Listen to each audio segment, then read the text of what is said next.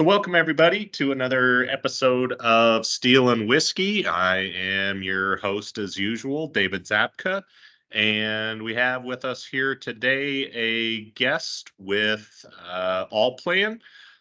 Monica Rennick is with us today.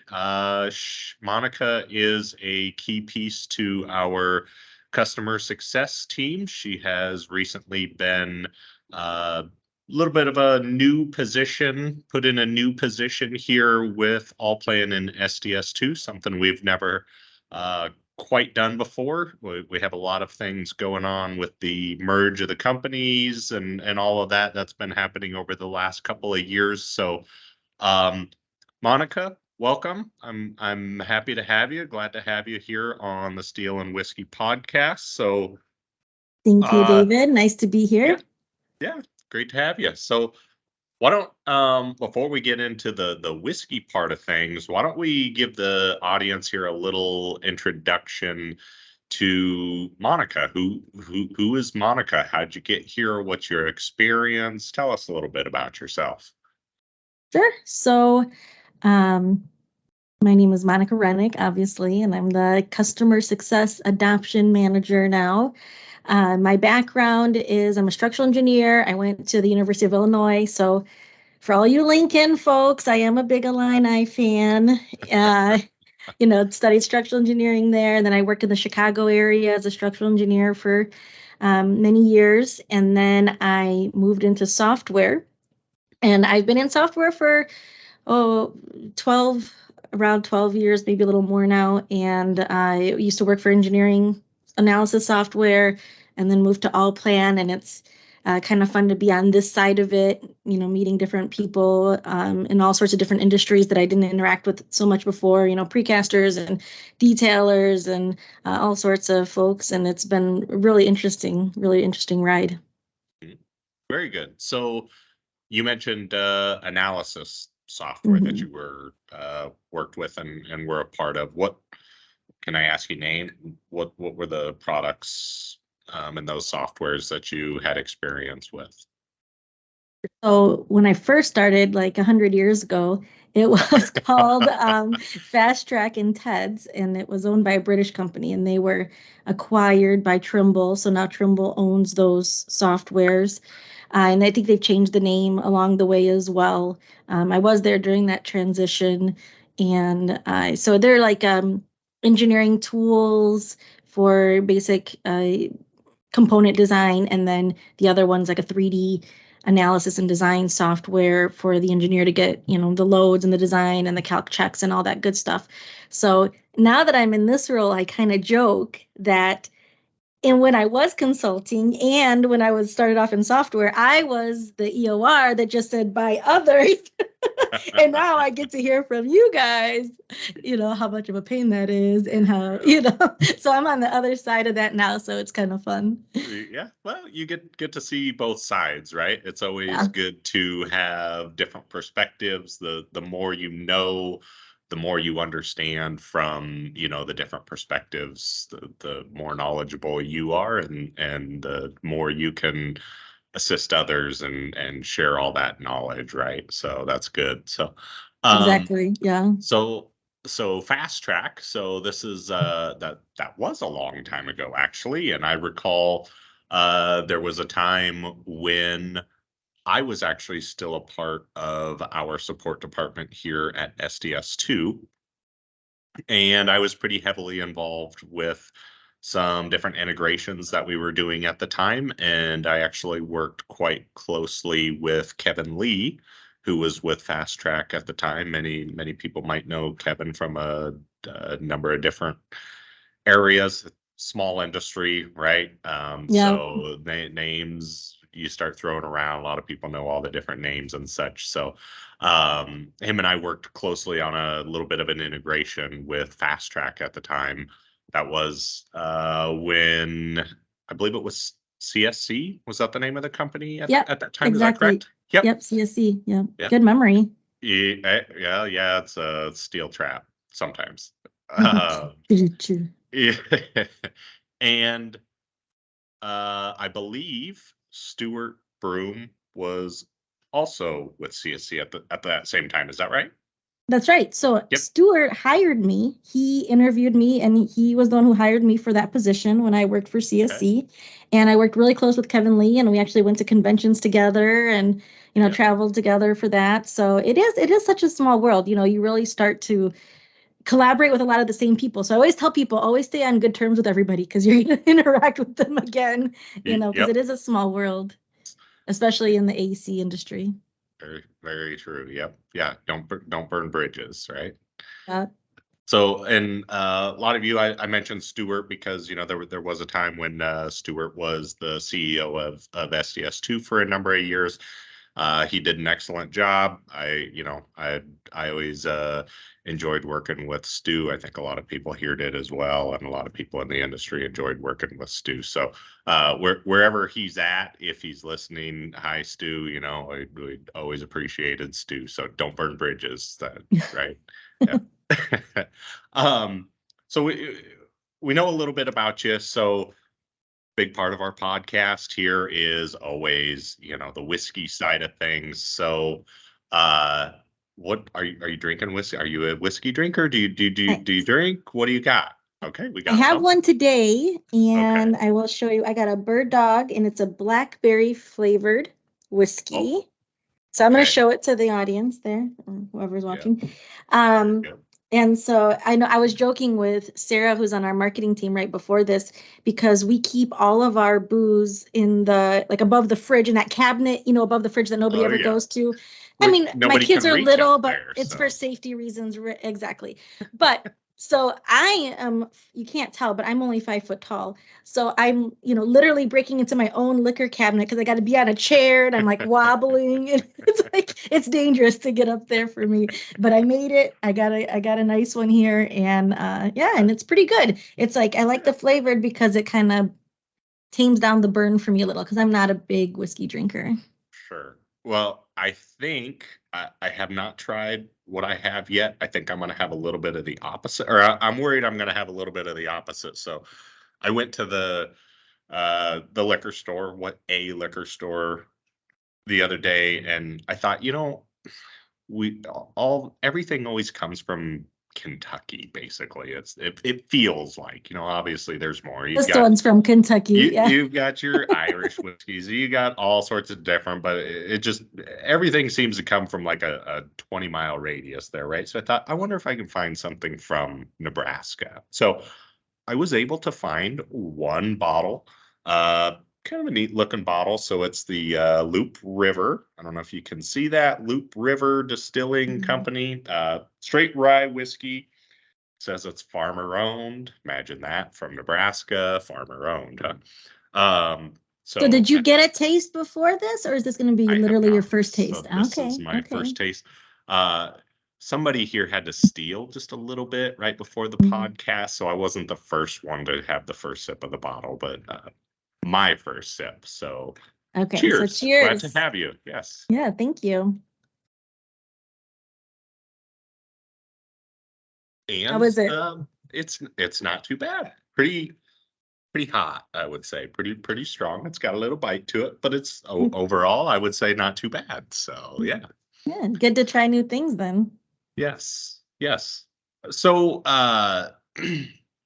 let's talk a little bit about your new role here with SDS2 then. So um you've been with All Plan for how long have you been with All Plan, I guess? I think it's coming up on 5 years now, so it's been a About while. 5 years. Okay. And you've kind of been on the customer success side of things for All Plan during that time. Is that correct? Yes. Yep. Okay. And then kind of the more and more we bring our companies together, the more and more we kind of bring the different departments together. We're kind of doing things strategically here as we go. So our support department is one of those areas where we're putting a bit of a focus on. And you are now the give me your title. I don't want to screw anything up. Yeah, So no, so it's the technical manager for adoption. technical manager for adoption. So what Mhm. does that mean exactly? So One thing that I think is really cool that we're doing is we're actually breaking up that customer experience into two parts. And one is called onboarding, and the other is going to be called adoption.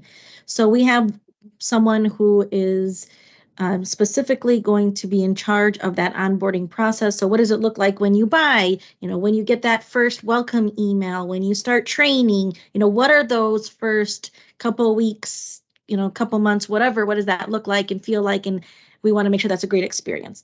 So one of my colleagues, Alex, is doing that. And then that leaves me room to concentrate on, okay, what happens after that? So you've gone through training, you've purchased, you've been through those first couple of weeks, and now, hopefully you have some basic knowledge, but you still have questions, you still maybe run into some problems, and so it's really just taking care of that part after the implementation. So now it's just using it day in, day out.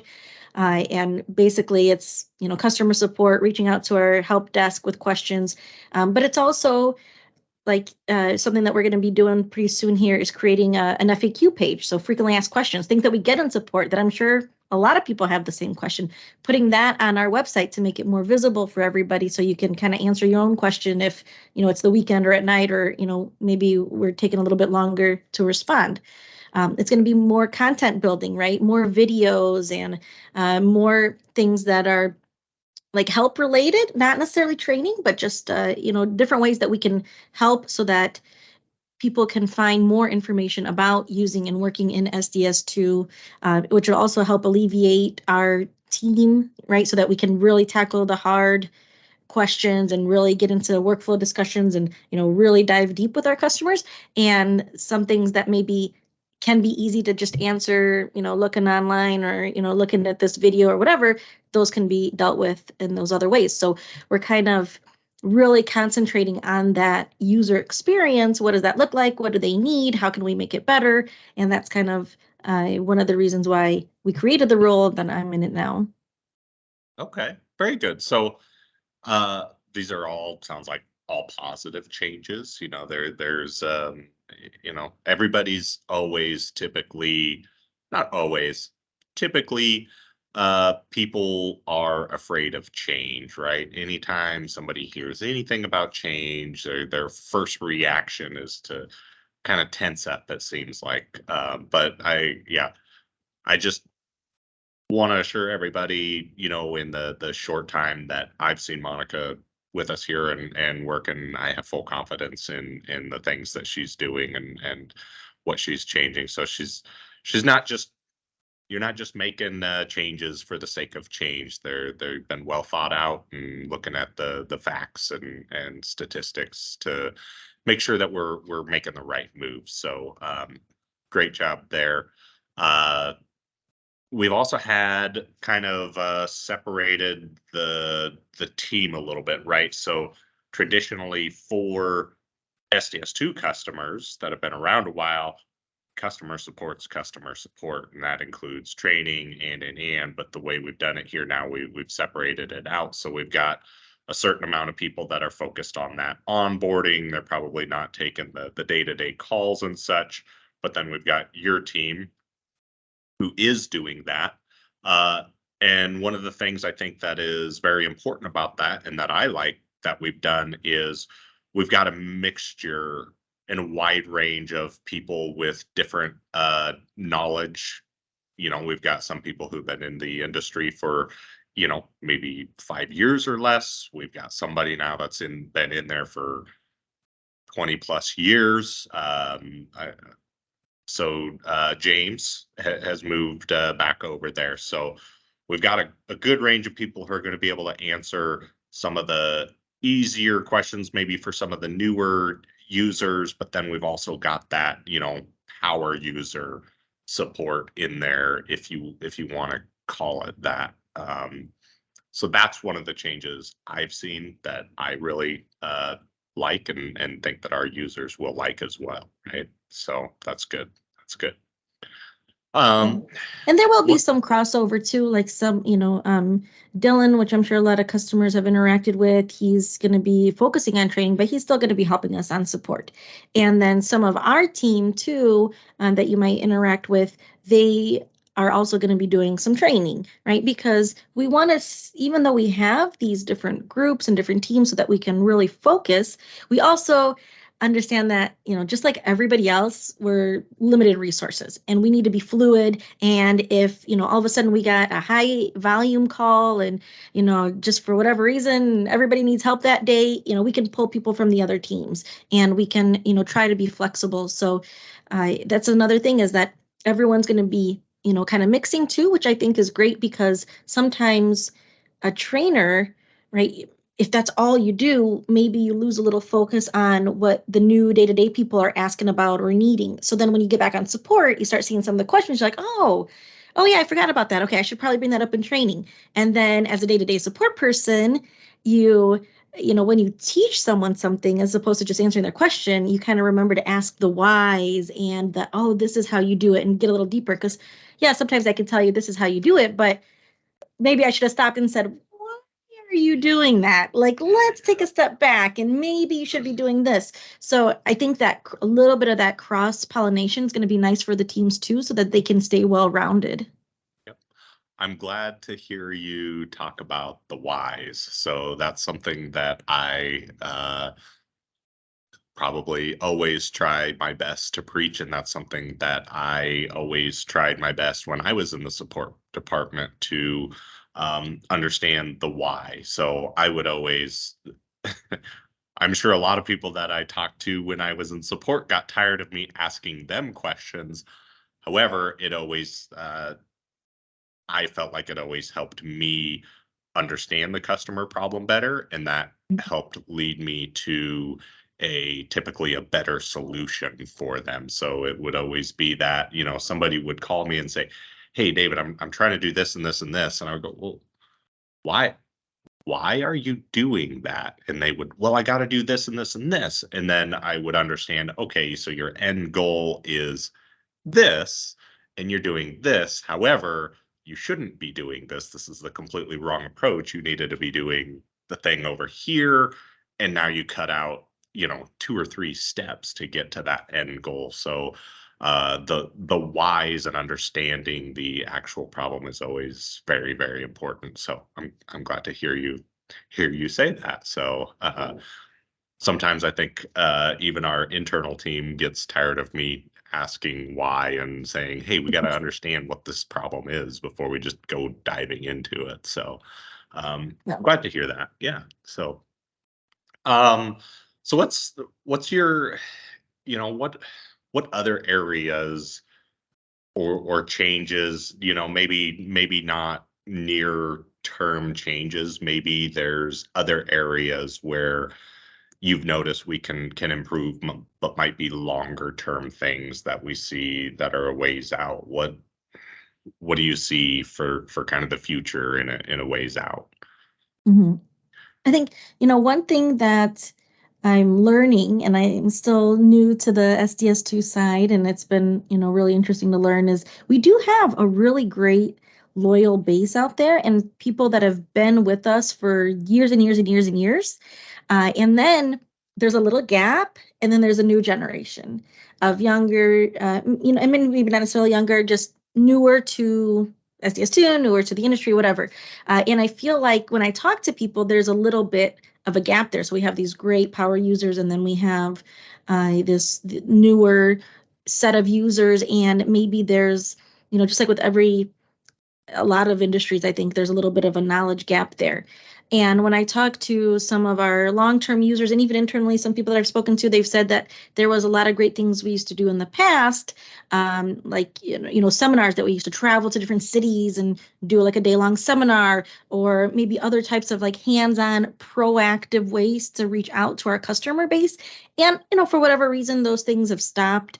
And I'm really hoping that we can pick those back up again. I'm not going to promise anything today. I can't do that. Yes, Nobody hold me to anything. Never any promises. We'll but do our best. No promises. And it might look different, right? It might not be those same seminars of the past. It might be something different. We got new technology, we've got this, that, and the other. But I think something that I would like to see is to be a little more proactive with our customers, right? So yeah, we can answer your questions and be very reactive that way. But how can we also get to you more and get more information to you, and and interact with our customers more. And so I'm actually looking really forward to going to Summit. This will be my first Summit, so I can talk to people more and say, like, what kind of things are you looking for in support? Like, how would you, what are other sources and tools and things that you want to see? And then from there, kind of build some plans. It's still early days for me, so right now I'm just kind of taking it all in and seeing what people suggest and seeing, okay, what can we try? And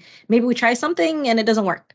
Then we pivot, right? And we try something else. And, my whole goal is just to make the customer happy and make sure that you guys have what you need to use the software. And so, hoping to try some different things coming up and see see if people are excited about it too. Yeah, good. This is all good conversation. I'm glad. So it's I've learned this probably more recently in the past several years, as I've grown older and gotten wiser and all those things, right? So just because we tried something and it didn't work doesn't mean that it was a failure. Just we tried something and it didn't work, but we most likely, hopefully, our eyes were open and we were paying attention and we learned something from that, right? And then so as you're Exactly. talking about, we might try things, it might not work the best. That's okay. We'll pivot and we'll shift and we'll learn and we'll adjust and we'll try something else and maybe we'll learn something again and eventually we'll find that great solution, that thing that works really, really well for everybody. So takes a Exactly. lot of patience, a lot of Yes. discipline and all that, but yeah, we will absolutely get there. So Yeah. That's like, have you ever played Wordle, the New York Times kind of little app? I have not, no. Okay. It's a little puzzle, and I love puzzles, probably why I'm in technical support. And it's five letters, and you have 6 tries, and you have to guess the word of the day, and it's always a 5-letter word. Okay. And so if you can guess the word, and then if you're wrong, it's just grayed out. But then that word is grayed out, so that word's not there. That letter, excuse me, that letter is grayed out, and that letter is not part of the final word. So you could have 3 wrong guesses with nothing, but you learn that those letters aren't part of the final word, and then from deduction you can come up with the answer. So it's kind of that same way, right? There's no, I mean, sometimes there are failures, but for the most part there is no failure, right? Because you're learning from it. You're like, okay, well, let's not do that again. Let's move on to the next successful thing. Yeah, very good. Yeah, check out Wordle. It's really fun. I'm addicted to it. I will for sure. So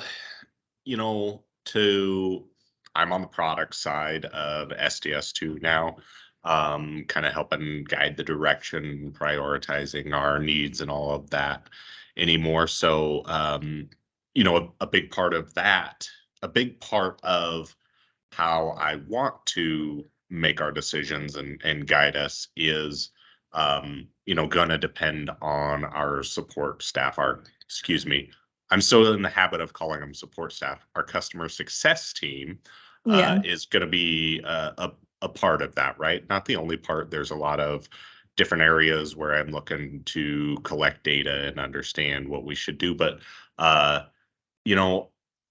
think over time, maybe we have lost a little bit of really listening to our customers a bit. And I want to make sure that we reestablish that. So you and I have had several conversations here recently about, how to make that happen and how can we take the problems or the ideas that our customers are calling customer success with. How can we make sure that from the product side, we, are taking care of those things in a timely manner, right? So, you and I have had a couple good conversations about that. I'm certain we will have many more in the future about that, but absolutely we are going to do our best to make sure that we reestablish that communication between the customer success team, the development side, to make sure that we're all working together to create things that our customers love and want to use every day. So, one thing that I always tell people that I've said, in all my different software experiences in the past is of course we can never promise something and we can never tell you 100% that's going to get in the program, but we Right. don't know about it unless you tell us. So whenever Exactly. I'm interacting with customers, I always say, shoot us an email. And it can just be a quick email saying, like, I wish we did XYZ. I wish we had this. It would be great if it did this. And, we're going to tell you, we can't promise anything, but we're going to log it. And that's how we know what, that's not it's one of the ways that we can then think about, okay, what are we going to do next? Where are we going to go next? I know that's your job and that's what you're talking about. So, our team's job is to give that to you. And I always tell people, I can't promise it, but the more people ask for something, the higher up the list it goes. Yes. Just like Yes. everybody in their jobs, we got priorities. You only have so much staff, so much hours in the day. We have to prioritize things, and not everything makes it into the software. So how do we make those decisions? There's a lot that goes into it. And one of the things is, how often do people ask for it? So, and I challenge you guys, that are watching, if there's something where you're like, oh man, I wish it did this, just shoot us an email about it. Yeah. Again, it might not come in, but if enough people keep asking for the same thing, that's probably going to be something we're going to do. So I always tell people, tell us about it, we log it, and that's how changes get made. Yep, and absolutely, I agree 100%. So those are things that I'm already looking at today is the number of times that things have been requested in the software, and how can we, okay, these are the most requested and such. So there was a time when we had a kind of website, like an idea submission voting system for our customers. It was it kind of worked, but it was a flawed process, right? So this goes back to, like, hey, try a solution. Maybe it's not perfect or not ideal, so we'll learn from it and we'll pivot. Um, Mm-hmm. I think, again, no promises, never any promises, right? We need just like a disclaimer across the bottom of the So, screen for this. yeah. Soon, in the future, I think we'll have a some type of voting system for different ideas and such. But I would still encourage everyone to, please, if you need something, if you struggle with something on a daily basis and you have an idea how to fix it, whatever it is, email the team, email the customer success team, call them. Those are our two main forms of communication. So I won't say others, but yeah, email, call them, do that so that they can log it. We can track who is needing what, and make sure that we prioritize things properly. So yeah, absolutely. Um, what else? Are there other changes? Are there uh you know what? We focus a lot on changes. How Hmm. about what are some of the qualities in the team that you've seen already that you really like, that you would like to brag about? Because we have some really talented people We do. in We the do. customer success team. Um, I think they bring a range of knowledge, and each one brings something different to the table. So, uh, what would you brag on about today on the department?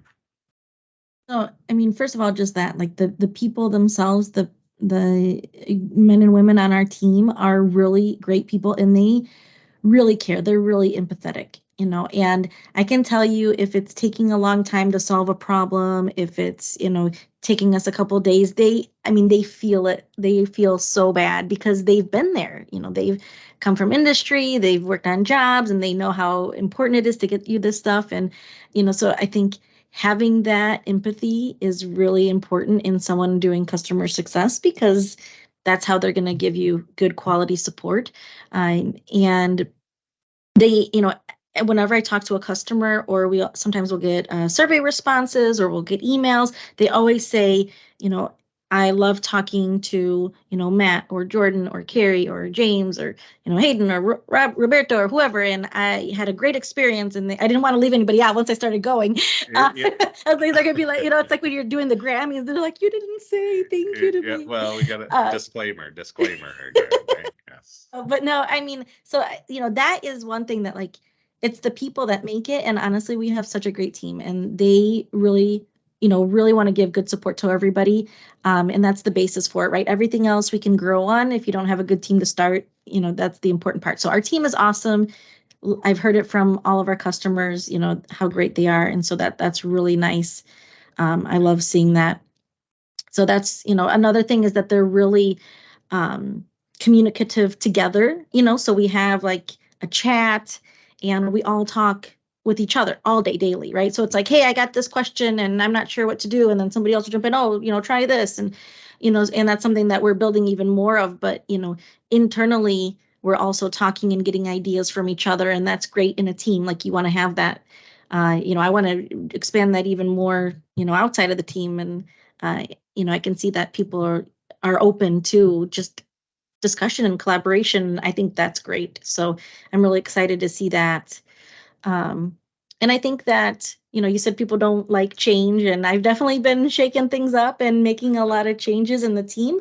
And I can tell you that they have been so great. Like everybody is like, yeah, I get why you're doing it. Let's do it. Let's try it. And I've not only shaken some things up externally that everyone outside can see, but I've some things on the back end of our processes and workflows, and they're all just rolling with it, and they're like, yeah, let's do it. Let's see how we can work towards this problem. And so just the resiliency of the team, they've really been great. I can't say enough great things about the team, really. Good. Like, That's yeah, great. so yeah, it's good. Like I said, I would, same thing. Like we've got a wide range of knowledge there and industry knowledge, and they're all great. They're all patient. They're all knowledgeable, and combine all the knowledge together, you really get a wealth there. So, Mhm. but then we've got to put it on paper in the FAQ, like you were talking about before, right? Exactly. So, and Exactly. get that free that knowledge and Right. more readily available. So, Right. yeah. And one thing that I just want to make clear to everyone is that, these guys and gals do care, and they are trying their very hardest, but just like every other industry out there, last week I went to the restaurant with my family, and there was like two people sitting down, but we had to wait 45 minutes because they just didn't have the staff to wait on us, right? And I think it's just a problem that everybody's facing. We only have so many resources. So in these next couple weeks and months, as we implement all these changes, as we do all these things, you might not see that direct change immediately. So you might still be waiting a little longer than we would like for your responses or your callbacks or whatever it is. But know that we are working diligently and really hard to improve those. We're putting things in place, and we hope to really start seeing some meaningful change in the coming weeks and months. So just, bear with us. I think we're going to win everybody over with the changes, but, it does take time to get there with, with all the things. Yeah. Okay. Very good. I think, you know what, that feels like the perfect ending, right? That's the message. Just be patient. We are trying our best. We will get there. Just ask for a little bit of patience and grace, right? That's yeah, very good. So, okay. Well, Yeah, I think we should Monica, have one more drink to end it. one more drink. We Yeah, always gotta do a last cheers, right? So exactly. yes. Cheers. Monica, thank you for joining me here. I really appreciate it. I think it's really important that our customers kind of got to hear from you here and understand who you are, some of the things that we're looking at, some of the things that we're changing. So, like I said, I've got full confidence in you and support you all the way with the changes that you're doing. So I think we'll see great things come of it. And I can't wait to see what that looks like, 3 months, 6 months, a year from now. So keep up the good work, and yeah, Yeah, I cheers. appreciate it. Thank you for having me. This was my Thank first you. podcast or webcast. What do you For call it? very Webcast. first podcast ever. Yeah, yeah, Really? yeah. Right. So Well, yeah, I'm glad to be here. So thank you. Thank you for having me on. yes. Well, maybe you'll have to go figure out, now that you're comfortable with it. Now you'll be on a number of different podcasts, maybe. There you go. There, I can moonlight, get that extra whiskey money. There you go. Well, yeah, you got to be careful with it. Don't do a bunch of drinking podcasts right in a row. Make sure some of them are non-drinking podcasts. There you go. There you go. Okay. Thank you right. again. And yeah, we'll see everybody on the next podcast. Thank you. Right. Thank you.